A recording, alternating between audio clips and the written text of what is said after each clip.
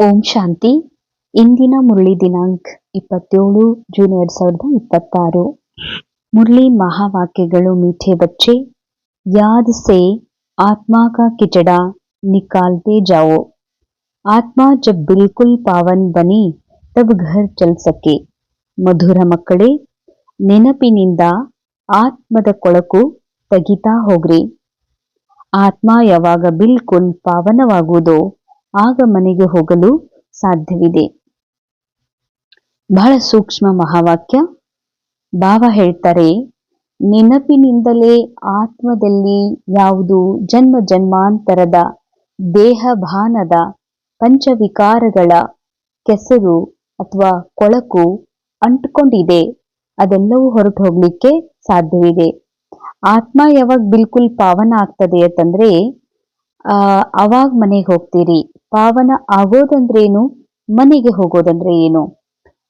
ಪಾವನರಾಗೋದು ಅಂತಂದ್ರೆ ಈ ಸೃಷ್ಟಿ ನಾಟಕದಲ್ಲಿ ನಮ್ಮ ಮಾನವ ಜೀವನದಲ್ಲಿ ಇಲ್ಲಿವರೆಗೆ ನಮ್ಮನ್ನ ಒಬ್ಬ ಮನುಷ್ಯ, ಒಬ್ಬ ಸ್ತ್ರೀ, ಪುರುಷ ಅಂತ ತಿಳಿತಾ ಎಲ್ಲರೊಳಗೂ ಕೂಡ ಆ ಸ್ತ್ರೀ ಭಾವದಿಂದ, ಪುರುಷ ಭಾವದಿಂದ, ಅದ್ರ ಜೊತೆಯಲ್ಲಿ ಅವರ ಒಂದು ಲೇಬಲ್ಸ್ ನ ಜೊತೆಗೆ, ಅವರ ಡ್ಯೂಟಿಯ ಜೊತೆಗೆ ನಾವು ಗುರುತಿಸ್ತಾ ಇದ್ವಿ. ಇವರು ಡಾಕ್ಟರ್, ಇವರು ಶ್ರೀಮಂತರು, ಇವರು ಬಡವರು, ಇವರೆಲ್ಲ ದೊಡ್ಡ ಮನೆತನದವರು, ಚಿಕ್ಕ ಮನೆತನದವರು ಅನ್ನುವಂತಹ ಒಂದು ಟ್ರೈನಿಂಗ್ ಈ ಜಗತ್ತಿನಲ್ಲಿ ಓಲ್ಡ್ ಬಿಲೀಫ್ ಸಿಸ್ಟಮ್ ಒಳಗೆ ತುಂಬಲಾಗಿತ್ತು.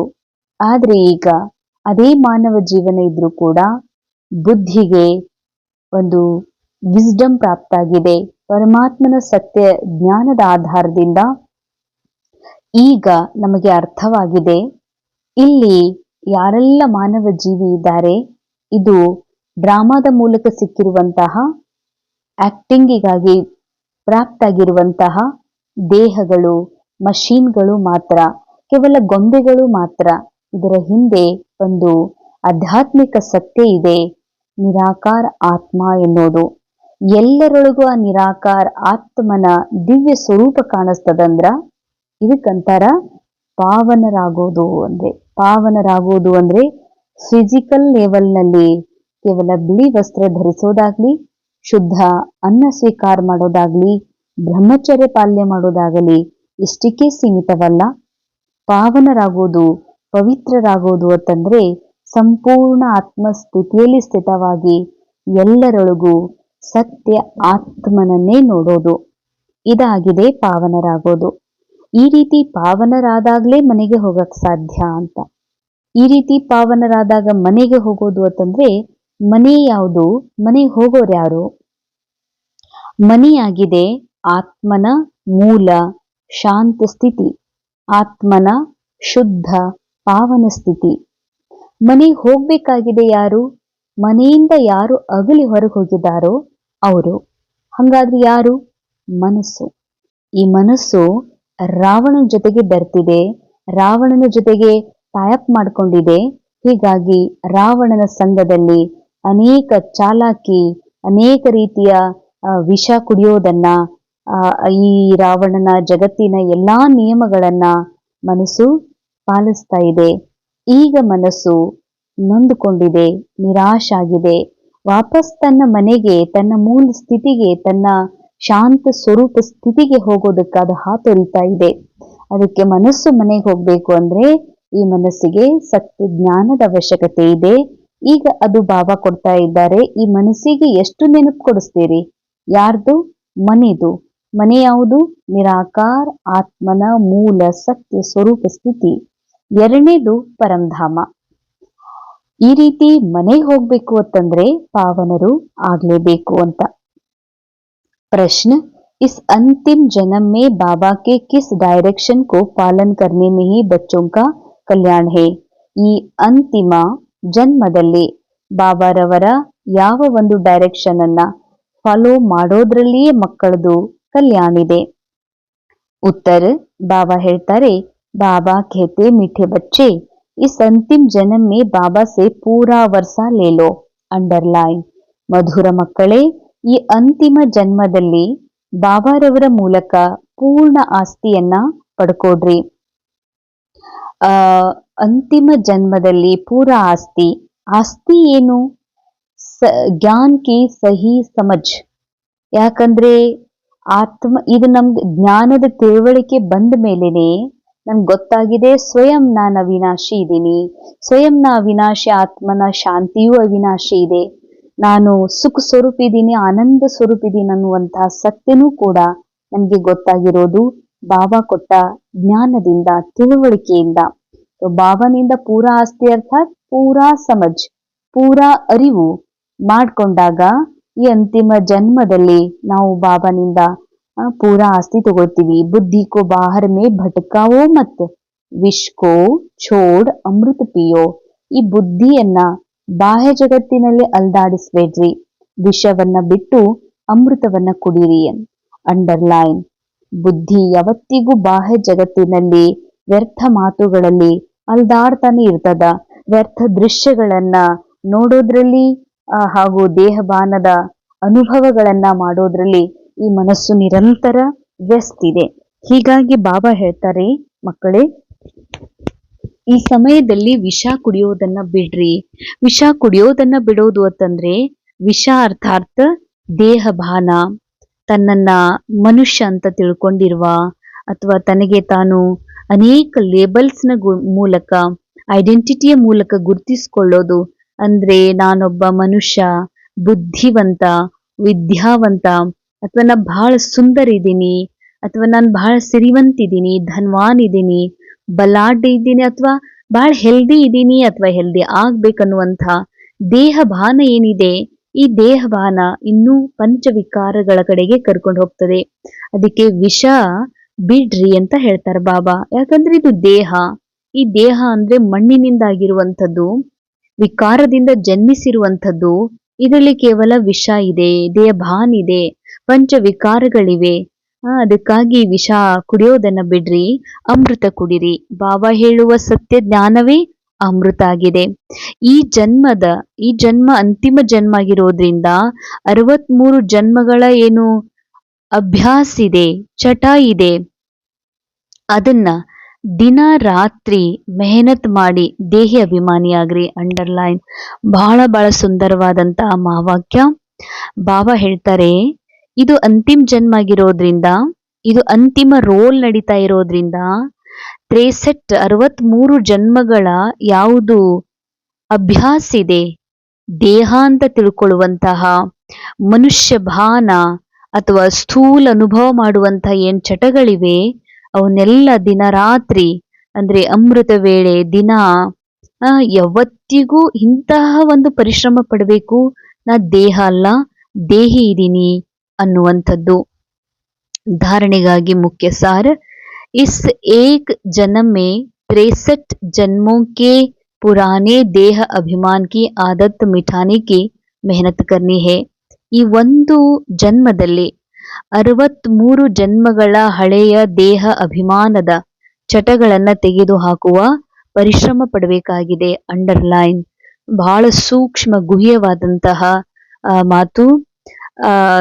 ಏನೆಲ್ಲ ಚಟ ಆಗಿಬಿಟ್ಟಿದೆ, ತನಗೆ ತಾನು ಅತಿ ಸೂಕ್ಷ್ಮವಾದ ಆತ್ಮ ಆಗಿರೋದನ್ನ ಮರೆತು ಕಣ್ಣಿಗೆ ಕಾಣುವ ಸ್ಥೂಲ ದೇಹವೇ ನಾನು ಎನ್ನುವ, ಅಥವಾ ತನಗೆ ತಾನು ಪ್ರಕಾಶವಾಗಿರುವುದನ್ನ ಮರೆತು, ತಾನೊಂದು ದಿವ್ಯ ಆಗಿರುವುದನ್ನ ಮರೆತು, ಒಂದು ಸ್ಥೂಲ ಚರ್ಮದ ಮೂಳೆ ಮಾಂಸದ ಈ ಒಂದು ದೇಹ ಆಗಿರುವ ಅದ್ರ ಕಡೆಗೇನು ಆಸಕ್ತಿ ಇದೆ, ಈ ಚಟವನ್ನ, ಇದೆಲ್ಲವನ್ನ ತೆಗೆದು ಹಾಕ್ರಿ, ಪರಿಶ್ರಮ ಪಡ್ರಿ.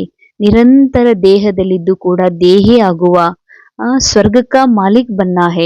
ಸ್ವರ್ಗದ ಮಾಲೀಕ ಆಗೋದು ಅಂತಂದ್ರೆ ಎಲ್ಲಿ ಸಂಪೂರ್ಣತೆ ಇದೆ, ಸಮಾನತೆ ಇದೆ, ಸಂಪನ್ನತೆ ಇದೆ, ಅದಕ್ಕೆ ಮಾಲೀಕ ಆಗೋದು. ಅಂದ್ರೆ ಆತ್ಮ, ಸಂಪನ್ನ ಆತ್ಮ ಇದೆ, ಸಂಪನ್ನ ಮೂಲ ಮನಸ್ಸಿದೆ. ಆ ರೀತಿ ಇಂತಹ ಒಂದು ಮೂಲ ಮನಸ್ಸಿನ ಮಾಲೀಕ ಆಗೋದು. ವರದಾನ್, धारणेय सेकेंड पॉइंट, इस हीरे तुल्य उत्तम जन्म में इस बुद्धि को भटकाना नहीं, सतो प्रधान बनाना है. ಈ ವಜ್ರ ಸಮಾನ ಅಮೂಲ್ಯ ಜೀವನದಲ್ಲಿ ಬುದ್ಧಿಯನ್ನ ಅಲೆದಾಡಿಸಬೇಡ್ರಿ, ಸತೋ ಪ್ರಧಾನರು ಆಗಬೇಕಾಗಿದೆ. ಬಾಬಾ ಹೇಳ್ತಾರೆ, ಇದು ಅಂತಿಮ ಜನ್ಮ ಆಗಿದೆ. ಈ ಅಂತಿಮ ಜನ್ಮದಲ್ಲಿ ಬುದ್ಧಿಯನ್ನ ಅಲ್ದಾಡ್ಸ್ಬೇಡ್ರಿ. ಯಾಕೆ ಅಲ್ದಾಡ್ಸ್ಬೇಡ್ರಿ ಅಂತಂದ್ರೆ, ಈ ಬುದ್ಧಿಗೆ ಹವ್ಯಾಸ ಆಗ್ಬಿಟ್ಟಿದೆ. ಈ ವಿಶ್ವ ನಾಟಕದಲ್ಲಿ ಈ ಸ್ಟೇಜ್ ಮೇಲೆ ಆಕ್ಟಿಂಗ್ ಅನ್ನ ಮಾಡ್ತಾ ಮಾಡ್ತಾ ಈ ಸ್ಟೇಜ್ ಏನ್ ಕಾಣ್ತಾ ಇದೆ, ಇದು ಬೆಳಕಿನ ಲೋಕ. 3D ಡೈಮೆನ್ಷನ್ ವರ್ಲ್ಡ್ ಒಳಗ ಏನು ಮನಸ್ಸನ್ನುವಂತ ಪ್ರೊಜೆಕ್ಟರ್ ಇಂದ ಮ್ಯಾನಿಫೆಸ್ಟ್ ಆಗಿರುವಂತಹ ಈ ಜಗತ್ತು ಇಷ್ಟು ರಿಯಲ್ ಫೀಲ್ ಆಗ್ತಾ ಇದೆಯಲ್ಲ, ಅದರಲ್ಲಿ ಬುದ್ಧಿ ಅಲ್ದಾಡ್ತಾ ಇರ್ತದ, ನಿಜ ಅನುಭವ ಮಾಡ್ತಾ ಇರ್ತದ. ಹಾಗೆ ಅಲ್ದಾಡಿಸ್ಬೇಡ್ರಿ ಅಂತಾರೆ ಬಾಬಾ. ಅಂದ್ರೆ ತಮ್ಮ ಬುದ್ಧಿಯನ್ನ ತಮ್ಮ ಸುಂದರ ಸತ್ಯ ಸ್ವರೂಪದ ಮೇಲೆ ಏಕಾಗ್ರಗೊಳಿಸ್ರಿ, ಸತೋ ಪ್ರಧಾನರಾಗ್ರಿ. ಅತ್ಯಾಚಾರೋं को सहन कर बाबा से पूरा वर्षा लेना है. ಏನೆಲ್ಲ ಅಂದ್ರೆ ಅತ್ಯಾಚಾರ ಯಾರು ಮಾಡ್ತಾ ಇದ್ದಾರೆ? ಯಾವುದೇ ಮನುಷ್ಯ ಅಲ್ಲ, ರಾವಣ ಮನಸ್ಸಿನ ಮೇಲೆ ಅತ್ಯಾಚಾರ ಮಾಡ್ತಾ ಇದ್ದಾನೆ. ಅಂದ್ರೆ ಈ ಮನಸ್ಸನ್ನ ಪುನಃ ಪುನಃ ಮೂಲ ಮನೆ ಆತ್ಮಸ್ಥಿತಿಗೆ ಮರಳೋದನ್ನ ತಡೆದು ಮತ್ತೆ ಮತ್ತೆ ದೇಹದ ಆಕರ್ಷಣೆಯಲ್ಲಿ ಮುಳುಗುವಂತೆ ಏನ್ ರಾವಣ ಮಾಡ್ತಾ ಇದ್ದಾನಲ್ಲ, ಇದು ಬಹಳ ದೊಡ್ಡ ಅತ್ಯಾಚಾರ. ಇದನ್ನ ಸಹನ್ ಮಾಡಿಕೊಂಡು ತಂದೆಯಿಂದ ಪೂರ ಆಸ್ತಿಯನ್ನ ಪಡಿಬೇಕಾಗಿದೆ. वरदान साकार बाप समान अपने हर कर्म को यादगार बनाने वाले आधार मूर्त और उद्धार मूर्त भव. ಸಾಕಾರ ತಂದೆ ಸಮಾನ ತಮ್ಮ ಪ್ರತಿಯೊಂದು ಕರ್ಮವನ್ನ ಯಾದ್ಗಾರ್ ಮಾಡಿಕೊಳ್ಳುವಂತಹ ಆಧಾರ ಮೂರ್ತ ಮತ್ತು ಉದ್ಧಾರ ಮೂರ್ತರು ಆಗ್ರಿ. जैसे साकार बाबा ने अपना हर कर्म यादगार बनाया, ऐसे आप सभी का हर कर्म यादगार तब बनेगा जब स्वयं को आधार मूर्त और उद्धार मूर्त समझकर चलेंगे. ಹೇಗೆ ಸಾಕಾರ ಬಾಬಾ ತಮ್ಮ ಪ್ರತಿಯೊಂದು ಕರ್ಮವನ್ನ ಚರಿತ್ರಾರ್ಥ ಮಾಡ್ಕೊಂಡ್ರು ಅಂತ, ಯಾದಗಾರ್ ಮಾಡ್ಕೊಂಡ್ರು, ಅದೇ ರೀತಿಯಾಗಿ ತಾವು ಸಹ ಪ್ರತಿ ಕರ್ಮವನ್ನ ತಮ್ಮ ಒಂದು ಚರಿತ್ರಾರ್ಥ ಮಾಡ್ಕೊಡ್ರಿ, ಯಾದಗಾರ್ ಮಾಡ್ಕೊಡ್ರಿ. ಸ್ವಯಂ ಆಧಾರ ಮೂರ್ತ ಶ್ರೇಷ್ಠ ಕರ್ಮ ಶ್ರೇಷ್ಠ ಚರಿತ್ರೆ ನಿರ್ಮಾಣದ ಮಹಾನ್ ಕಾರ್ಯದಲ್ಲಿ ತಾವು ಆಧಾರ ಮೂರ್ತರು ಮತ್ತು ಉದ್ಧಾರ ಮೂರ್ತರು ಅಂತ ತಿಳ್ಕೊಂಡು ನಡೀರಿ. जो अपने को विश्व परिवर्तन के आधार मूर्त समझते उनका हर कर्म ऊंचा होता है. ಯಾರು ವಿಶ್ವ ಪರಿವರ್ತನೆಯ ಮಹಾನ್ ಕಾರ್ಯದ ನಾ ಆಧಾರ ಮೂರ್ತಿದ್ದೀನಿ ಅಂತ ತಿಳ್ಕೋತಾರೆ, ಅವ್ರ ಪ್ರತಿಯೊಂದು ಕರ್ಮ ಬಹಳ ಶ್ರೇಷ್ಠ ಆಗ್ತದೆ. और वृत्ति दृष्टि में जब सर्व के कल्याण की भावना रहती है तो हर कर्म श्रेष्ठ हो जाता. ऐसे श्रेष्ठ कर्म ही यादगार बनते हैं. ಈ ರೀತಿ ಶ್ರೇಷ್ಠ ಕರ್ಮಗಳೇ यादगार ಆಗೋದಕ್ಕೆ ಸಾಧ್ಯ. ಸ್ಲೋಗನ್ सत्यता की शक्ति को धारण करने के लिए सहनशील बनो. ಸತ್ಯತೆಯ ಶಕ್ತಿಯನ್ನ ಧಾರಣೆ ಮಾಡಿಕೊಳ್ಳಬೇಕೆಂದರೆ ಸಹನಶೀಲರಾಗ್ರಿ. ಸತ್ಯತೆಯ ಶಕ್ತಿ ಯಾವುದು? ಸತ್ಯ ಯಾವುದಿದೆ? ಆತ್ಮ.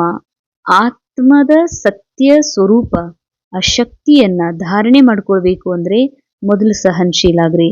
ಸಹನಶೀಲ ಏನಾಗ್ಬೇಕು?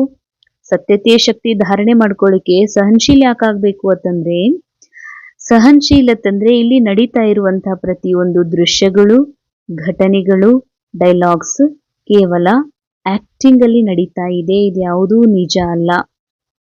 ಈ ಒಂದು ಅಭ್ಯಾಸ ಆಗಿದ್ರೆ ಮಾತ್ರ ಸತ್ಯ ಸ್ವರೂಪನ ಆತ್ಮ ಎನ್ನುವಂಥ ಧಾರಣೆಯಲ್ಲಿ ನಡಿಲಿಕ್ಕೆ ಸಾಧ್ಯವಿದೆ. ಅವ್ಯಕ್ತಿಶಾರೆ ಸದಾ ಹರ್ಷಿತರಾಗಿರೋದಕ್ಕಾಗಿ ತಮ್ಮ ನೇಚರ್ ಅನ್ನ ಸರಳ ಮಾಡ್ಕೊಡ್ರಿ ಮತ್ತು ಸಹನಶೀಲಾಗ್ರಿ. इस राजयोगी जीवन में अगर मुश्किलातों का अनुभव होता है तो सहज राज्य कैसे करेंगे. ಈ ಒಂದು ರಾಜಯೋಗಿ ಜೀವನದಲ್ಲಿ ಕಠಿಣತೆ ಅನುಭವ ಆಗ್ತಾ ಇದೆ ಅಂತಂದ್ರೆ ನೀವು ಸಹಜ ರಾಜ್ಯ ಹೆಂಗ್ ಮಾಡ್ತೀರಿ ಅಂತಾರೆ ಬಾಬಾ. ಯಹಾ ಕೆ ಸಂಸ್ಕಾರ ಹಿ ವಹಾ ಲೇ ಜಾಯೆಂಗೆ. ಅಂದ್ರೆ ಈ ಸಮಯದೊಳಗ ಕಠಿಣತೆ ಅಂದ್ರೆ ಏನೋ ಜೀವನದಲ್ಲಿ ಸಮಸ್ಯೆ ಬಂದಿದೆ, ಆರ್ಥಿಕ ತೊಂದರೆಯಾಗಿದೆ, ಅದರಲ್ಲಿ ಬಹಳ ತೊಂದರೆ ಫೀಲ್ ಮಾಡ್ತಿದ್ದೀನಿ, ಇದೆಲ್ಲ ಕಠಿಣತೆ. ಪದೇ ಪದೇ ದೇಹ ಭಾನದಲ್ಲಿ ಸಹಜ ಮುಳುಗ್ತದ ಮನಸ್ಸು. ದೇಹ ಭಾನದಿಂದ ಹೊರಗೆ ಬರ್ಲಿಕ್ಕೆ ಬಹಳಷ್ಟು ಕಠಿಣ ಅನಿಸ್ತದತ್ತಂದ್ರ ನೀವು ಸಹಜ ರಾಜ್ಯ ಹೆಂಗ್ ಮಾಡ್ತೀರಿ? ಆತ್ಮ ರಾಜನ ಸ್ಥಿತಿಯಲ್ಲಿ ಹೆಂಗಿರ್ತೀರಿ? ಯಾಕೆಂದ್ರೆ ಇಲ್ಲಿ ಸಹಜ ಆತ್ಮ ರಾಜ್ಯನ ರಾಜ್ಯದೊಳಗ, ನಮ್ಮ ಸಾಮ್ರಾಜ್ಯದೊಳಗ ನಾನು ಆತ್ಮ ರಾಜನಾಗಿರುವ ಅನುಭವ, ಈ ಸಂಸ್ಕಾರ ಇಲ್ಲಿಂದನೇ ತಗೊಂಡು ಹೋಗ್ಬೇಕಾಗಿದೆ. देखो आपके यादगार जो देवताओं के चित्र बनाते उनकी सूरत में सरलता जरूर दिखाते हैं. ದೇವತೆಗಳ ಚಿತ್ರ ಮಾಡ್ಬೇಕಾದ್ರ ಅವರ ಮುಖದಲ್ಲಿ ಬಹಳ ಸರಳತೆಯನ್ನು ತೋರಿಸಲಾಗಿದೆ. तो जो जितना सहज पुरुषार्थी होगा वह मनसा में भी सरल, वाचा में भी सरल, कर्म में भी सरल होगा. उसको ही ಫರಿಸ್ತಾ कहते हैं. ಯಾರು ವಾಚಾದಲ್ಲಿ ಸರಳ ಇರ್ತಾರೆ ಅವರು ಮನ್ಸಾದಲ್ಲೂ ಕೂಡ ಸರಳ, ವಾಚಾ ಮನ್ಸ ಕರ್ಮದಲ್ಲಿಯೂ ಬಹಳ ಸರಳ ಇರ್ತಾರೆ, ಅವರಿಗೇನೆ ಫರಿಸ್ತಾ ಅಂತ ಹೇಳಲಾಗ್ತದೆ. ಓಂ ಶಾಂತಿ.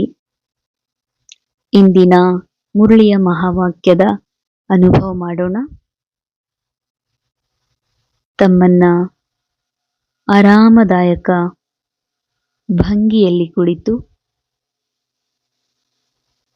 ಏಕಾಗ್ರ ಸ್ಥಿತಿಯಲ್ಲಿ ಬಂದು ಅನುಭವ ಮಾಡ್ರಿ.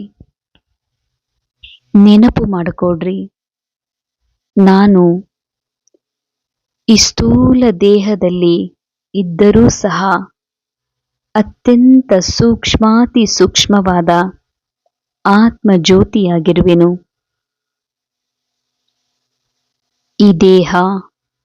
ಈ ದೇಹದ ಮನಸ್ಸಿನಲ್ಲಿ, ರೋಲ್ನ ಮನಸ್ಸಿನಲ್ಲಿ ಅನೇಕ ಜನ್ಮದ ಕೊಳಕು ತುಂಬಿದೆ. ಅದೆಲ್ಲದರಿಂದ ನಾನು ಮುಕ್ತನಾಗುವುದಕ್ಕಾಗಿ ಮನಸ್ಸನ್ನೇ ಪರಮಾತ್ಮನಿಗೆ ಅರ್ಪಿತ ಮಾಡುತ್ತಿರುವೆನು. ನಾನೀಗ ನಾನು ಎನ್ನುವ ಅಶುದ್ಧ ಅಹಂಕಾರಗಳನ್ನ ತೊರೆದು ನಾನು ಎಂದರೆ ಮನುಷ್ಯನೆಂಬ, ನಾನು ಎಂದರೆ ಸ್ತ್ರೀ ಪುರುಷನೆಂಬ ಈ ನಾನು ತಂದೆಗೆ ಅರ್ಪಣೆ ಮಾಡುತ್ತಾ ಕೇವಲ ಶುದ್ಧ ಆತ್ಮನಾಗಿರುವ ನಾನು ಮಾತ್ರ ಸ್ಥಿರವಾಗಿ ಉಳಿಯುತ್ತಿರುವೆನು. ಬಾಕಿ ಈ ನಾಟಕದಲ್ಲಿ ಏನೆಲ್ಲ ಕಾಣುತ್ತಿದೆ, ಕೇಳಿಸುತ್ತಿದೆ, ಇದೆಲ್ಲವೂ ನಾಟಕವಾಗಿದೆ. ಇಲ್ಲಿ ಈ ನಾಟಕವನ್ನ ನೋಡುವಂತಹ ಯಾರು ಸಾಕ್ಷಿ ಆತ್ಮನಿದ್ದಾರೋ ಅದೇ ನಾನು, ಅದೇ ನನ್ನ ಸತ್ಯ ಸುಂದರ ಸ್ವರೂಪವಾಗಿದೆ. ಓಂ ಶಾಂತಿ, ಓಂ ಶಾಂತಿ, ಓಂ ಶಾಂತಿ.